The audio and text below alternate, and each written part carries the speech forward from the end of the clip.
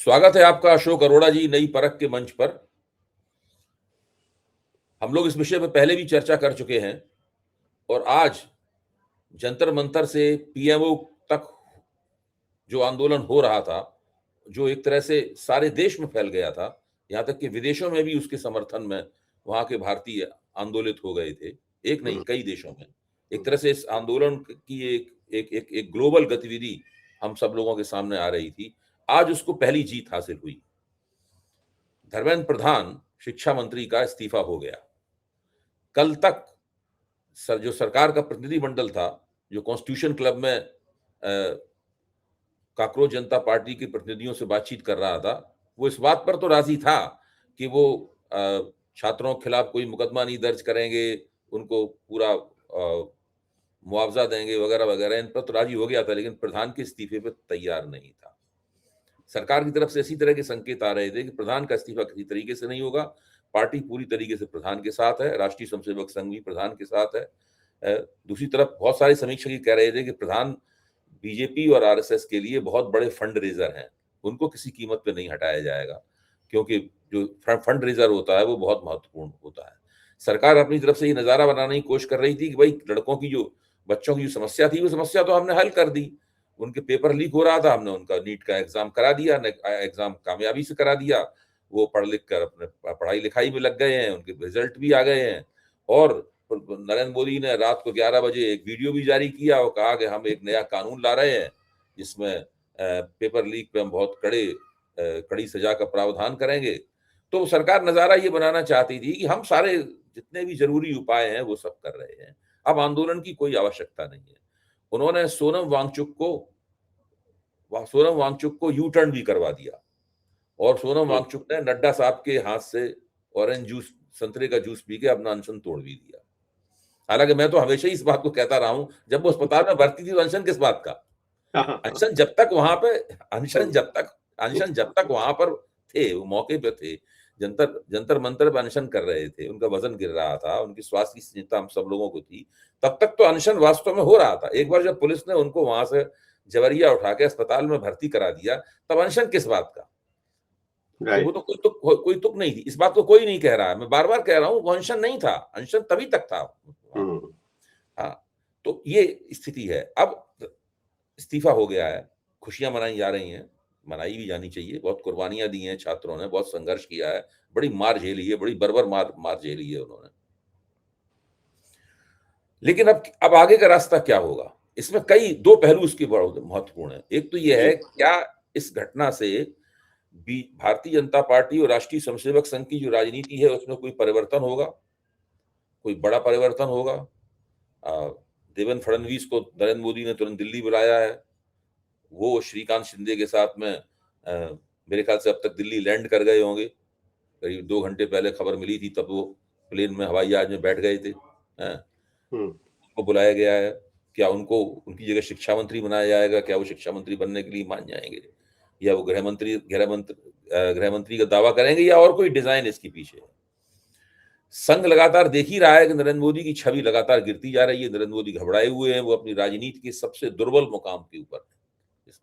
इससे ज्यादा कमजोरी वाली स्थिति उनकी राजनीति में कभी नहीं रही। ऐसी इस तरह से मिलती जुलती स्थिति किसान आंदोलन के दौरान हुई थी उनकी, कुछ ऑपरेशन सिंदूर में जो ट्रंप ने जो हस्तक्षेप किया था उससे भी उनकी स्थिति कमजोर हो गई थी। ये स्थिति तो बहुत ही कमजोर है, हाँ, बहुत बुरी स्थिति है। मतलब जैसे कि और छात्रों ने कितनी जबरदस्त क्रिएटिविटी दिखाई है, रचनाशीलता देखिए। एक छात्र एक पोस्टर लेके वहां पर खड़ा हुआ, तो लोगों ने उस पोस्टर को देखा तो उसमें कुछ भी नहीं लिखा हुआ था, कोरा पोस्टर था। तो उन्होंने कहा इस पे तो कुछ नहीं लिखा हुआ है।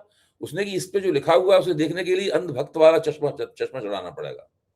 जैसे ही अंधभक्तों वाला चश्मा आप चढ़ाएंगे, आपको नरेंद्र मोदी की सारी उपलब्धियां इस पोस्टर पर देखनी शुरू हो जाएगी। उससे पहले कुछ नहीं, कुछ भी नहीं होगा। मतलब ये स्तर है। मतलब जैसे एक है उसमें कि नरेंद्र मोदी हैं, इधर से अंबानी गाल चूम रहे हैं, इधर से अडानी उनके गाल चूम रहे हैं दोनों तरफ।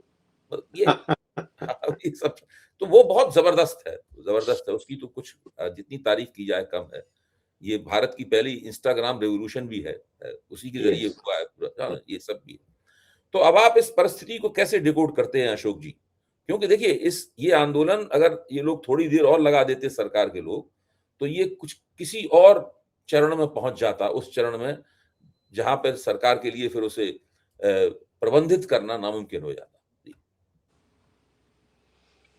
बहुत प्रोफेसर दुबे, आपने बिल्कुल विश्लेषण कर ही दिया है सारा, मेरे को लगता है। लेकिन मैं इसमें ये थोड़ा सा ऐड करना चाहूंगा। देखिए, एक तो मुबारक की बात है हिंदुस्तान की डेमोक्रेसी के लिए, ये एक बहुत सुनहरी मौका है।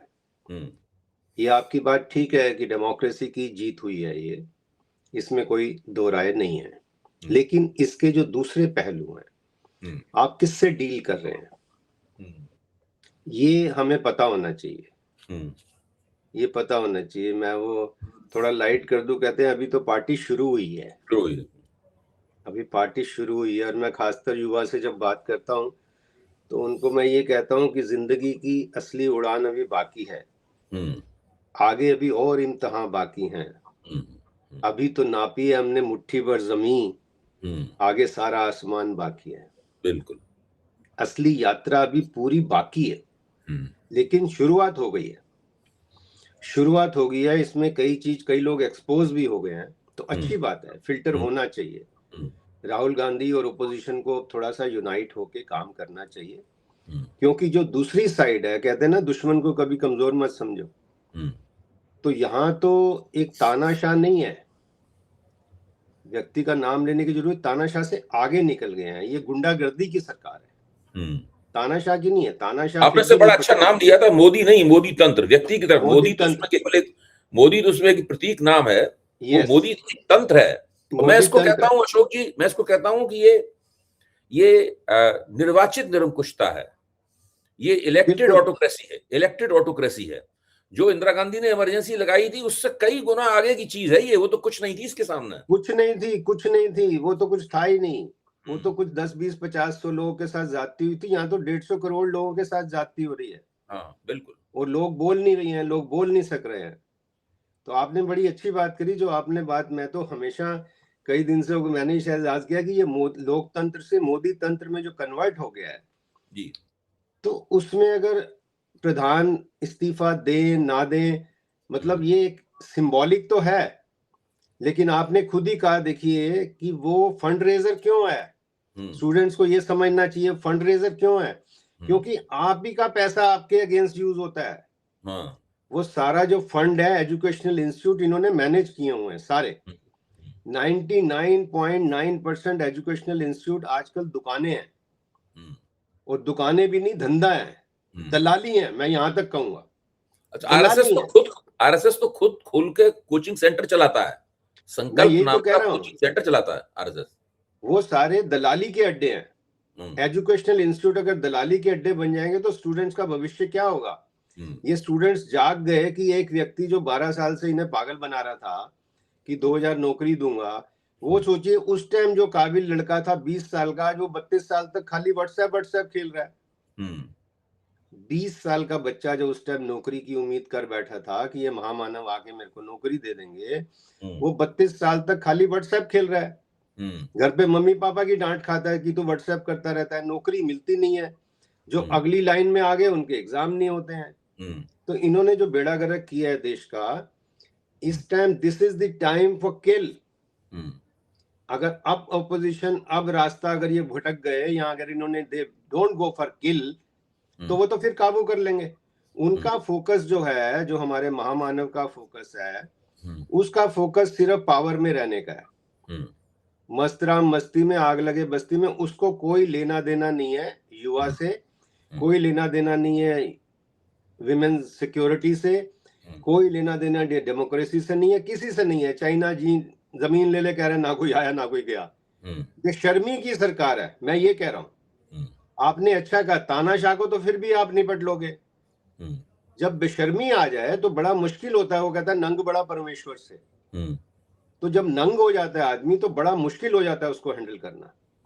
ये एक एंगल इनको समझना चाहिए।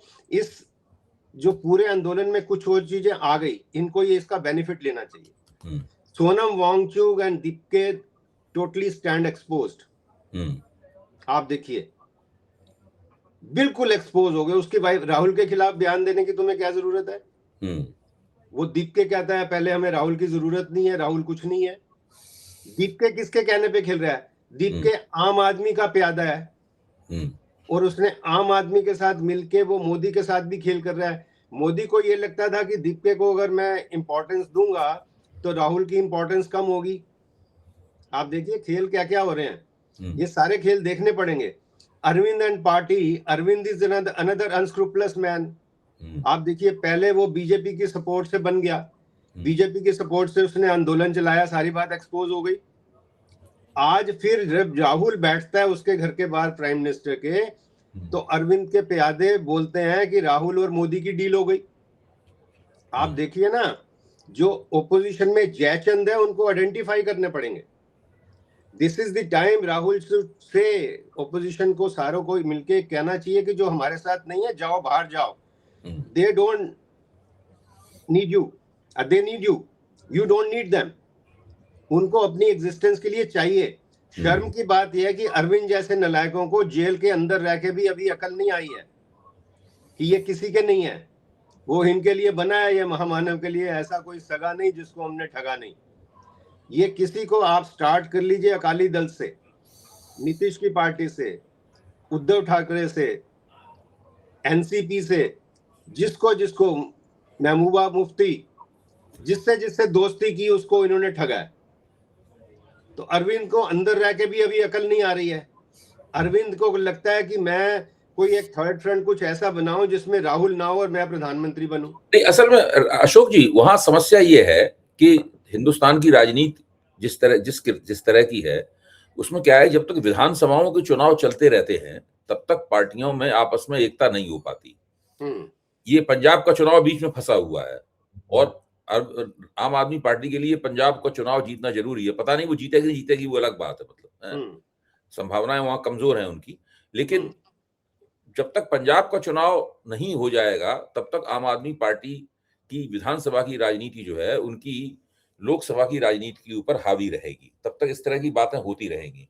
तो हम लोगों को इस तरह की बातों वो छोड़ दें, हम लोग उसको एक बार है, अंततः सबको एकजुट होकर 2029 में लड़ना है उसमें। ये बात ठीक है। और उनको अंततः राहुल गांधी की और कांग्रेस की लीडरशिप माननी पड़ेगी उन्हें। सिंपल सी बात है। हाँ, you said it right, that is the thing. इनको एग्री करना चाहिए। इसलिए इनको राहुल वगैरह को, ओपोजिशन को, ऐसे लोगों की परवाह नहीं करनी चाहिए, क्योंकि अब अगर नहीं करेंगे, उनका तो फोकस टोटल ये है महामानव का कि किसी तरह मैं लोकसभा की अपनी एग्जिस्टेंस बनाए रखूं। उनको सिर्फ ये है, उनको सिर्फ गद्दी से प्यार है और किसी से नहीं है प्यार, आदमी से। मैंने एक जगह पहले भी हम बात करते थे, शायद आपसे ही हुई थी। एक व्यक्ति, ये देखिए आप एनालाइज कीजिए, आप तो, मैं आपका स्टूडेंट हूँ पॉलिटिकल साइंस में, मैं बताया आपको, पूछ ले, अब तो 50 से भी ज्यादा हो गए पॉलिटिकल साइंस में लगाऊं तो 53 years, 73 I started political science, law, leadership. तो मैंने ऐसा कुंठित व्यक्ति नहीं देखा है। तानाशाह तो बहुत देखे मैंने। हम किसकी बात कर रहे हैं ये सबको पता लग रहा है। एक व्यक्ति जिसकी 50 साल तक कोई एग्जिस्टेंस नहीं थी। आप सोचिए 50 साल तक एक व्यक्ति समाज द्वारा दुत्कारा गया था। दुत्कारा इज द वर्ड। आप ये सोचिए, आप 2001 में कहीं चीफ मिनिस्टर बनते हैं 51 साल की उम्र में, इसका मतलब 50 साल तक एक व्यक्ति की एग्जिस्टेंस नहीं थी। आप इस लाइन से देखिए, एज ए सोशल साइंटिस्ट उसकी नेचर क्या है। आपको पता है वो अरुण जेटली ने किसने बयान दिया था कि ये मेरे आउट हाउस में ठहरा करते थे प्रधानमंत्री बनने के बाद।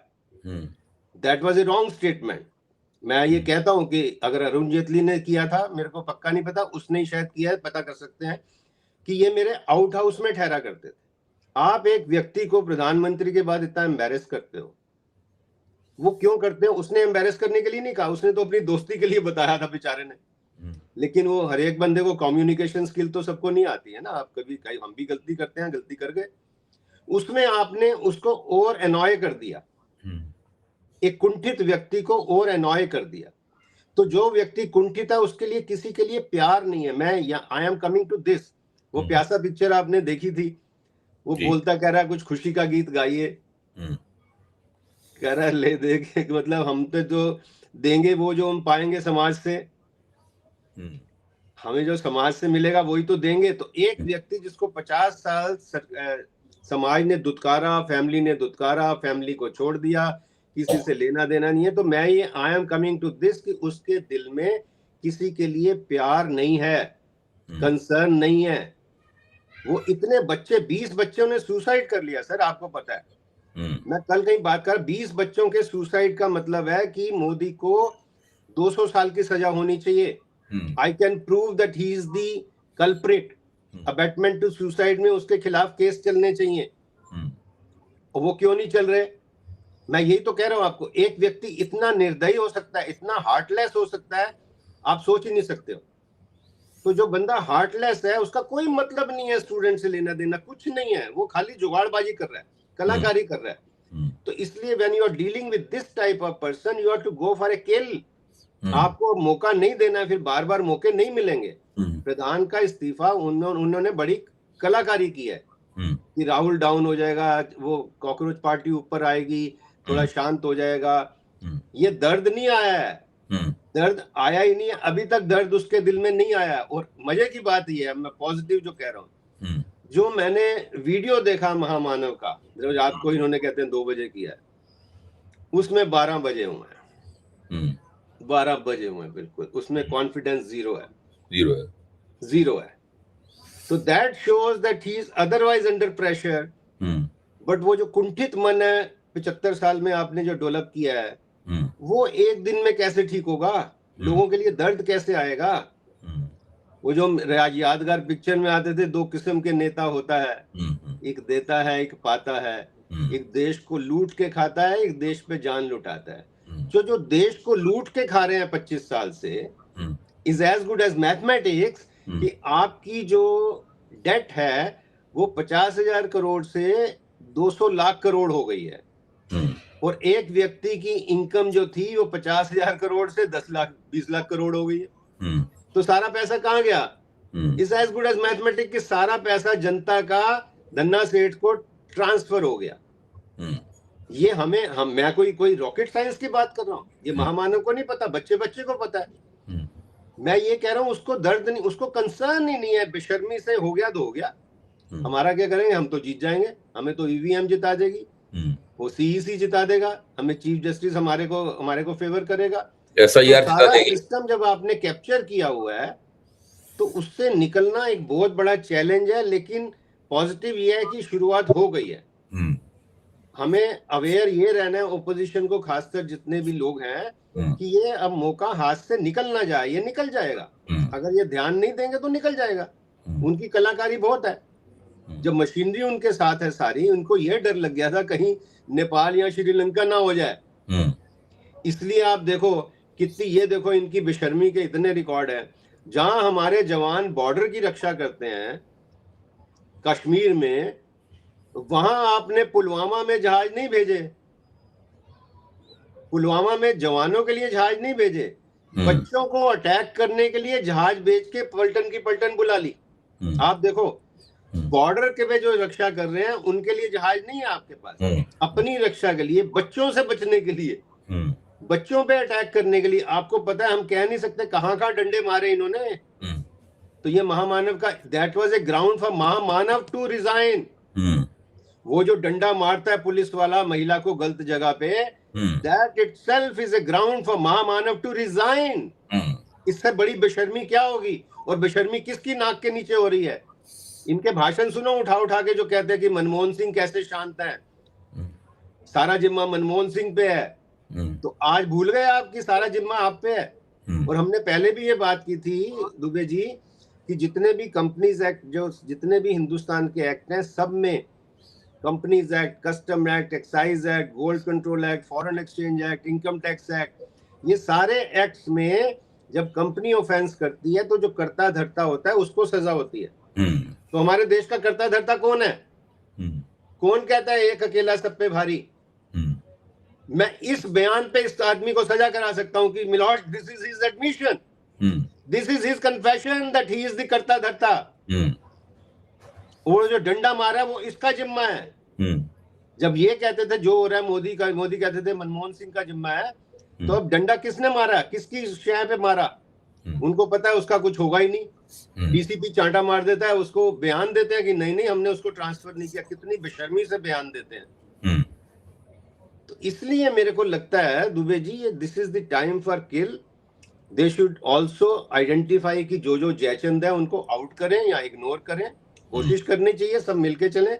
उनको बोलो कि अगर डिसिप्लिन में तो आप साथ हो, लेकिन अगर आपका कोई दूसरा एजेंडा है तो उनको एक्सपोज करना चाहिए।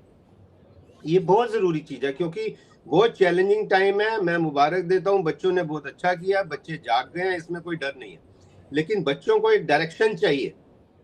आप देखिए ना, बच्चों को मिस डायरेक्ट करने वाले एक्टर आ गए। एक्टर बोल रहे हैं कि आप देखो आपका कोई यूज ना कर ले, वो बोल रहा है ना, वो अनुपम खेर, आप देखिए उसकी। और वो कंगना बयान दे रही है ऐसा तो कभी नहीं हुआ, महामानव तो बहुत सेंसिटिव है, ऐसा कभी नहीं हुआ कि 20 बच्चों ने सुसाइड कर लिया। तो इनको तो दलाल टाइप लोग मिले हुए हैं, इनके लिए कोई भी बयान दे देता है रात को। तो बच्चों को ये देखना है कि जो अनुपम खेर कह रहे हैं उसमें दम है, या अनुपम खेर खुद इस्तेमाल हो रहे हैं। ये इतना बड़ा एक्टर था। मैं तो आज ये कहना चाहता हूँ आपके प्लेटफॉर्म से कि दुनिया का जो हमारा जो एक सारांश वाला अनुपम खेर था, वो कब का मर चुका है। सही बात है, वो मर चुका है। जैसे हम कहते हैं हम संविधान हम सबकी माँ है, ऐसे ही हर कला भी हर व्यक्ति की माँ होती है। जो क्रिकेट खेलता है उसकी क्रिकेट माँ है, जो पोइट्री करता है उसकी पोइट्री माँ है, जो एक्टिंग करता है उसकी एक्टिंग माँ है। तो अनुपम खेर ने अपनी माँ पे थूका है अपनी कला का एक गलत इस्तेमाल करके। Let him file case against me, मैं इसको सीधा कर दूंगा। तो ये जो हरकतें हो रही हैं, ये लोगों को थोड़ा एकदम होशियार रहना है।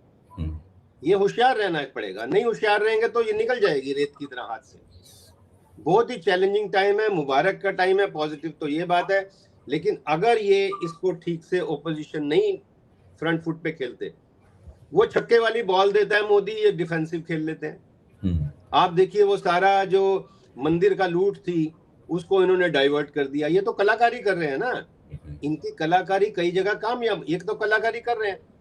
इस बार कलाकारी इतनी कामयाबी नहीं हुई, बैकफायर कर गई। इस बार तो लगता ही है अशोक जी, कलाकारी न केवल नाकाम हुई बल्कि खासी बैकफायर हो गई इस बार। हाँ हो गई, बैकफायर तो हो ही गई, मैं कह रहा हूँ। लेकिन अपनी तो ये जारी रखे हुए हैं ना कि चलो वहां से डाइवर्ट कर दो, यहाँ कर दो, यहाँ कर दो। वो क्योंकि कल इनके वीडियो से मेरे को वो शेर याद आ गया। वो बड़ा अच्छा एक व्यक्ति बड़े अच्छे गाते हैं, उसको लोग सुन सकते हैं, मैं उसको सलाम करता हूँ कि जिंदगी से बड़ी कोई सजा ही नहीं, और क्या जुल्म है पता ही नहीं। उसका बड़ा अच्छा शेर है कि चाहे सोने के फ्रेम में जड़ दो, आईना झूठ बोलता ही नहीं। तो महामानव जिस मर्जी फ्रेम से बोल दे, वो एक्सपोज हो गए अपने वीडियो में कि कहाँ है वो, टोटली एक्सपोज। अपने उसमें जो उन्होंने ट्वीट किया था उसमें भी एक्सपोज हो गए। देखिए इनके कौन से नालायक लोग हैं इनके गाइड करने वाले। ट्वीट में कहीं बच्चों के लिए कोई सांत्वना नहीं है कि मैं आपके साथ हूं और आपके जो आत्महत्या कर ली, ऐसा काम मत करो, ये गलत बात है, जो पुलिस ने किया है मैं एक्शन लूंगा। और एक और बड़ा fraud, before we close Dubey साहब, इतना बड़ा फ्रॉड महामानव से आया कि मैं फास्ट ट्रैक कोर्ट लगा दूंगा। आप बताइए, फास्ट ट्रैक कोर्ट इन्होंने 2 साल पहले भी कहा, और मैं जो क्रिमिनोलॉजी 50 साल से पढ़ा रहा हूं, फास्ट ट्रैक कोर्ट तब शुरू होती है जब प्रॉपर इन्वेस्टिगेशन शुरू हो जाए। इन्वेस्टिगेशन, ये एक सबसे बड़े जूरिस्ट काबिल हो गए कि इन्वेस्टिगेशन की जरूरत नहीं है, मैं सजा करा दूंगा। आपने इन्वेस्टिगेशन किया नहीं है, सारे दलालों को आपने क्लीन चिट दे दिया एजुकेशन के, और आप सजा करा दोगे। आप कितना, this is the biggest fraud committed I think during recent past, may be in the history of Indian independence, कि prime minister is making statement कि मैं फास्ट ट्रैक लगा के सजा करा दूंगा। अब इन्वेस्टिगेशन कराया नहीं है, सजा करा दूंगा। अब देखिए ना कैसे और उसको, उस बयान को कंगना सपोर्ट कर रही है। अरे वो तो मूर्ख है, नलायक है, नलायक। तो इसलिए लोगों को, हम सबको अवेयर रहना पड़ेगा। मैं आपको मुबारक देता हूं, आपने बड़ा अच्छा एक इशू लेके इसको बात करी है। लोगों को थोड़ा सोचना पड़ेगा कि आगे क्या। आपने जो चर्चा की है अशोक जी, इसका सबसे, मैं समझता हूं इसका जो केंद्र बिंदु है वो यहाँ पर है कि इस जीत की खुशी मनाने के साथ साथ हमें जो लोकतंत्र के दुश्मन हैं उनकी चालाकियों और उनकी जो योजनाएं हैं, साजिशी योजनाएं हैं, उनके ऊपर से नजर नहीं हटानी है। ये सुनहरा मौका है, इस मौके को हाथ से नहीं निकलने देना है और इस मोमेंटम को, इस आवेग को आगे बढ़ाते जाना है। अगर हम अभी इस आवेग को खो देंगे तो वो लोग फिर से रिकवरी कर लेंगे और फिर से वो जम जाएंगे। बहुत बहुत शुक्रिया, आपने बहुत उम्दा तरीके से इन लोगों की व्याख्या की। जल्दी ही हम लोग इस विषय पर चर्चा करने के लिए फिर मिलते हैं। धन्यवाद। Thank you.